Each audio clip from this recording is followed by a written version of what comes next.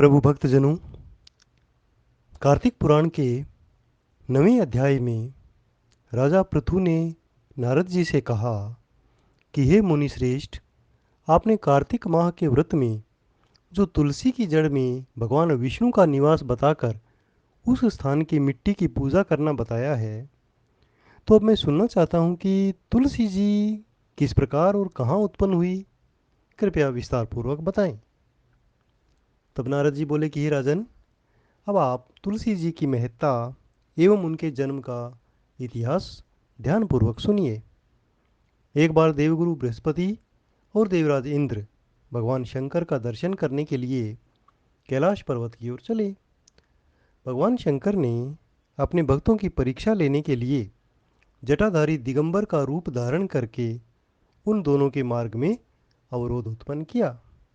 यद्यपि वह तेजस्वी, शांत, लंबी भुजा और चौड़ी छाती वाले गौर वर और विशाल नेत्रों से युक्त तथा सिर पर जटा धारण किए हुए वैसे ही बैठे थे, तथापि उन भगवान शंकर को पहचान न कर इंद्र ने उनसे उनका नाम, धाम आदि पूछते हुए कहा कि क्या भगवान शंकर अपने स्थान पर हैं या कहीं गए हुए हैं।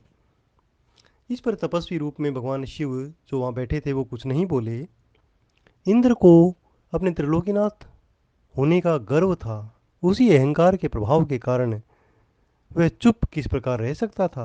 उसने क्रोधित होते हुए कहा कि अरे, मैंने तुझसे कुछ पूछा है तो इसका उत्तर क्यों नहीं देता।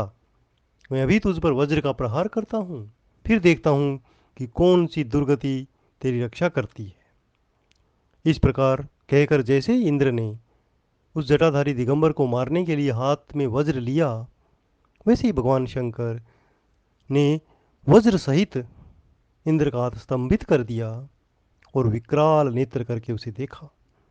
उस समय ऐसा लग रहा था कि वह दिगंबर प्रज्वलित हो उठा हो और वह अपने तेज से सबको जला देगा। भुजाएं स्तंभित होने के कारण इंद्र दुखित होने के साथ साथ अत्यंत कुपित भी हो गया।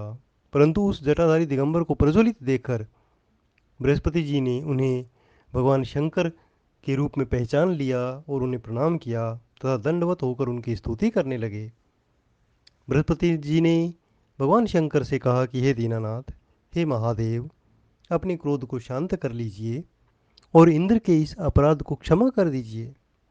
बृहस्पति के वचन सुनकर भगवान शंकर ने गंभीर वाणी में कहा कि अब मैं इस अपने नेत्रों से निकले हुए इस क्रोध को किस प्रकार रोकूं।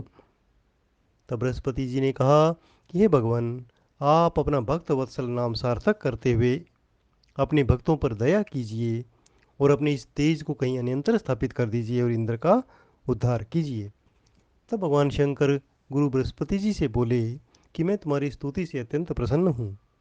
तुमने इंद्र को जीवन दान दिलवाया है। मुझे विश्वास है कि मेरे नेत्रों की अग्नि अब इंद्र को पीड़ित नहीं करेगी। बृहस्पति जी से इस प्रकार कहकर भगवान शिव ने अपने मस्तक से निकले हुए उस अग्निमय तेज को अपने हाथों में लिया और फिर उसे क्षीर सागर में डाल दिया। तत्पश्चात भगवान शंकर अदृश्य हो गए, अंतर्ध्यान हो गए। इस प्रकार जिसको जो जानने की कामना थी उसे जानकर इंद्र और बृहस्पति अपने अपने स्थान को चले गए। कार्तिक पुराण के 9वें अध्याय का समापन हुआ।